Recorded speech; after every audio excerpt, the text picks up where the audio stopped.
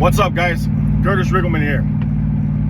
It is Valentine's Day 2025. I want to say happy Valentine's Day to all the beautiful women out there, and even the ugly ones. I have another car story for you this morning.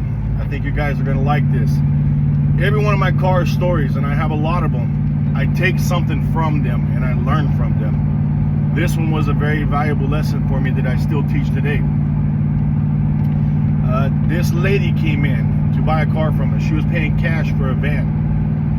And I specifically remember her budget was $25,000. This wasn't my customer.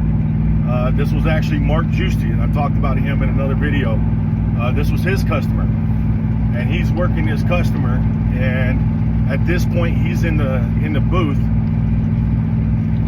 She's stuck at 25 grand. And we need about 28, 29 to make the deal. And he's stuck. So they call me in. They do the TO a turn. And I go in and I talk to this lady. And she's probably, if I'm guessing, she's around 80. She's independent. She lives alone in the foothills. And she's ornery. She's ornery, old lady. And so I go in and I start talking to her. Now, I'm still young in my career at this point. I'm within 1 year.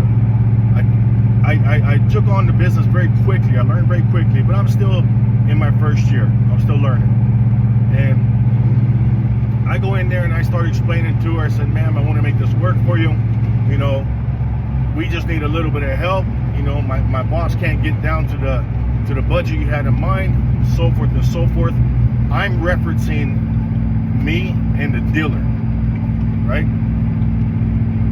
She cuts me off and she says, Curtis, my kids don't come and visit me anymore. The only time I ever get a phone call from them is when they need money. She goes, I never get to see my grandkids. They don't even know who I am. My husband passed away 3 years ago and I'm lonely. She says, and sometimes I wet the bed. Then she said, but Curtis, you don't want to hear about my problems, and I don't want to hear about yours. You can make the deal or not. And I was blown away. I said, motherfucker, this fucking old lady is ruthless. But it taught me a valuable lesson. If you're not framing everything you ask for in the customer's benefit, they don't give a fuck. And that's why now anything I ask from a customer, I have adopted my brain to always ask in the customer's favor. Okay? And this is the power of persuasion. If the customer believes what you're asking is in their benefit, they'll play along. The moment they think you're asking something for your benefit, the wall goes up. So just remember that, guys. If you need something from the customer, you better figure out how to make it their benefit. Let's go.